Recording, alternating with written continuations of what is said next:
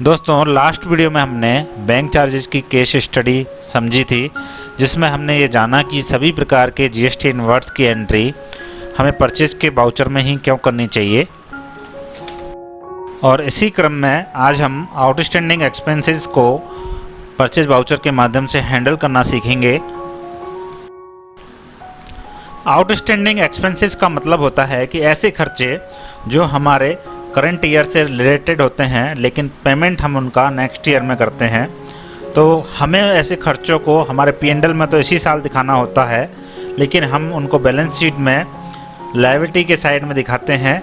उनको या liability outstanding बोल सकते हैं, या फिर आप आउटस्टैंडिंग एक्सपेंसेस बोल सकते हैं, या फिर आप प्रोविज़न भी उनको बोल सकते हैं। तो इस तरह के जो खर्चे हैं वो हैं जैसे आपका ऑडिट फीस, जो आपकी इसी साल की रिलेटेड होती है, लेकिन आप उसका जो पेमेंट है वो ऑडिट होने के बाद नेक्स्ट ईयर में करते हैं, तो वो आउटस्टैंडिंग एक्सपेंसेस की श्रेणी में आता है ऑडिट फीस। ऑडिट फीस पर जो जीएसटी लगती है उसका इनपुट हमें 3B में अगर लेना है तो उसके लिए क्या प्रोसेसिंग हमको करनी होगी, वो पूरी मैं एक टेबल के माध्यम से आपको MS वर्ड में बता रहा हूँ। उसके बाद हम टैली में भी देखेंगे। ऑडिट फीस को हैंडल करने के लिए आपको इन लेजर्स की ज़रूरत पड़ेगी, जिनको मैंने टेबल बना करके लिख लिया है। तो आप जब 21-22 के अंदर जब एंट्री करोगे तो एक जनरल एंट्री पास कर देते हैं, जिससे आप खर्चे को केवल शो कर देते हैं और आपकी बैलेंस शीट में लायबिलिटीज़ को खड़ा कर देते हैं। तो खर्चा आप करते हैं तो एंट्री करेंगे debit audit fees. Audit fees को जैसे मैं 100 रुपये की ऑडिट फीस मान लेता हूँ, और यह ऑडिट फीस को डेबिट करने के बाद क्रेडिट आप करते हैं आउटस्टैंडिंग को। 100 रुपये मैं आउटस्टैंडिंग में डाल देता हूं, जो कि बैलेंस शीट में लायबिलिटी साइड में होता है। तो ये एंट्री आपकी 21-22 की बुक्स में होती है, और 22-23 में जब उसकी ऑडिट होगी तब क्या एंट्रीज होंगी, हम जीएसटी का इनपुट कैसे लेंगे वो भी देख लेते हैं। 22-23 में ऑडिट होने के बाद ऑडिटर हमें एक इनवॉइस देगा, जिसका हमें इनपुट भी लेना है और टैली में एंट्री भी करनी है।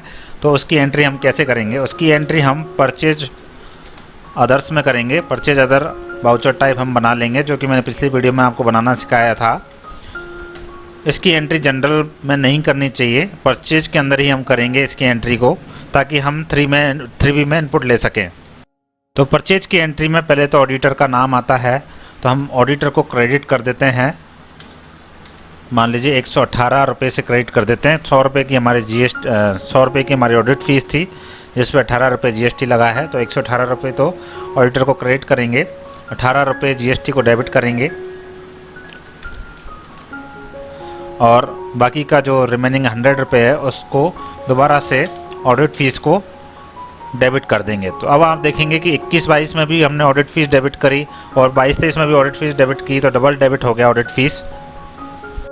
तो ऑडिट फीस के डबल इफेक्ट को कम करने के लिए और इस आउटस्टैंडिंग के खाते को ख़त्म करने के लिए हम एक जनरल एंट्री कर देते हैं। जनरल एंट्री करेंगे 22-23 में, सेम डे जिस दिन हमने परचेज करी है। क्या एंट्री करेंगे? ऑडिट फीस हमारा डेबिट है, तो इसको हम क्रेडिट कर देंगे 100 रुपये से, और जो आउटस्टैंडिंग है उसको भी हम डेबिट कर देंगे 100 रुपये से। तो आपका आउटस्टैंडिंग एक्सपेंसेस का जो लेजर है वो निल हो गया है, और आपकी जो ऑडिट फीस है वो केवल अब 100 रुपीज़ बची है, ये निल हो गई है। जो आपकी एक्चुअल ऑडिट फीस थी 21-22 में, वही आपकी अब रह गई है। तो अब बच गया जो है वो है हमारा ऑडिटर का अकाउंट। तो इसको भी ख़त्म करना है, तो इसको ख़त्म करने के लिए हम पेमेंट की एंट्री करेंगे ही। जो उसने बिल दिया उसका हमें पेमेंट करना ही पड़ेगा, तो पेमेंट की एंट्री करेंगे 22-23 में। जिस दिन भी आप पेमेंट करेंगे, ऑडिटर के खाते को डेबिट करेंगे कितने रुपए से, जितने उसका आउटस्टैंडिंग है, और बैंक अकाउंट को आप क्रेडिट करेंगे 118 रुपये से। तो इस तरह से आपका ऑडिटर अकाउंट भी ख़त्म हो गया, और आपका आउटस्टैंडिंग का भी लेजर ख़त्म हो गया, और ऑडिट फीस में केवल एक ऑडिट फीस की एंट्री रही है। जीएसटी आपके जीएसटी लेजर्स में चली गई है। चलिए अब टैली में देख लेते हैं ना एंट्रीज़ को। तो ये तो आपकी 31 मार्च की एंट्री है, जो आप आउटस्टैंडिंग की एंट्री करेंगे। यहाँ ऑडिट फीस एक्सपेंसेस को डेबिट किया है, और ऑडिट फी पेबल जो मैंने आउटस्टैंडिंग लायबिलिटी के अंदर एक खाता बना लिया, इसको मैंने क्रेडिट कर दिया। उसके बाद जब मेरे पास इनवॉइस आया 15 मई को, तो मैंने इनवॉइस की एंट्री करी कुछ इस तरह से। ऊपर सीए का नाम, नीचे यहाँ ऑडिट फीस को डबल डेबिट किया है 100 रुपये से, और यहाँ ऑडिट फीस के अंदर जो लेजर है उसको खोल करके आपको यहाँ जीएसटी को एक्टिवेट करना पड़ेगा, और यहाँ आपको जितने भी परसेंट जीएसटी आपकी लगती है वो डालनी पड़ेगी। एक्सेप्ट करना होगा इसको, गुड्स या सर्विसेज जो भी आप करना चाहें करेंगे। अगर ऐसा करेंगे तो आपकी एंट्री चली जाएगी 3V में, अदरवाइज़ आपको दिक्कत आएगी, वहाँ उसको ठीक करना पड़ेगा 3V के अंदर। बाकी की एंट्री ठीक वैसे ही है जैसे आप किसी परचेज की एंट्री करते हैं। CGST SGST मैंने दोनों लगा दिए हैं। उसके बाद वापस हम रिवर्स करेंगे जो हमने परचेज के माध्यम से डबल डेबिट किया है। तो GST ऑडिट फ़ी पेबल जो मैंने आउटस्टैंडिंग खड़ा किया था उसको वापस डेबिट किया और क्रेडिट कर दिया ऑडिट फ़ी एक्सपेंसेस को। ये यहाँ तक आपको समझ में आ गया होगा। अब मैं बाकी के लेजर आपको जो है वो दिखा देता हूँ। एक आउटस्टैंडिंग वाला आपने देख ही लिया, वो 0 हो गया।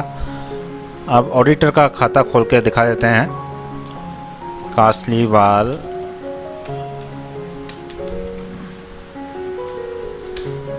ये आपका 118 क्रेडिट हो रखा है, इसका हम पेमेंट कर देते हैं। F5 से पेमेंट की एंट्री खोल लेंगे। जिस भी बैंक से हम पेमेंट करेंगे उसकी यहाँ सेलेक्ट करेंगे। उसके बाद यहाँ पेमेंट कर देंगे। पेमेंट करना आप भली भांति जानते हैं, एंट्री करना। तो इस तरह से आपकी ये पेमेंट की एंट्री भी हो गई और ये आपका अकाउंट भी नील हो गया। अब इसकी एंट्री अगर आप परचेज के रजिस्टर में देखना चाहें तो वहाँ पे भी आपको दिखेगी, display accounts books purchase register, और यहाँ 118 रुपये की परचेज की एंट्री आपको दिख रही है। तो ये परचेज रजिस्टर में भी शो होगी, 3V के अंदर भी शो होगी, और GST के अंदर भी, GST के जो लेजर्स है उनमें भी आपको शो हो जाएगी। तो आपकी 3V बन जाएगी प्रॉपरली, और आपका जब 2A मैच करोगे तो वो भी प्रॉपरली चेक होगा। कोई अलग से एंट्री आपको जोड़नी घटानी नहीं पड़ेगी क्योंकि परचेज की एंट्री आपको वहीं मिल जाएगी। तो आई होप आपको ये केस स्टडी समझ में आई होगी कैसे हम ऑडिट फीस को परचेज के माध्यम से हैंडल कर सकते हैं। अगर आपके पास भी कोई सिचुएशन ऐसी है जो आप हैंडल नहीं कर पा रहे हैं तो मुझे बताइए, मैं ट्राई करूँगा उसका सॉल्यूशन बनाने की। Thank you for watching this video.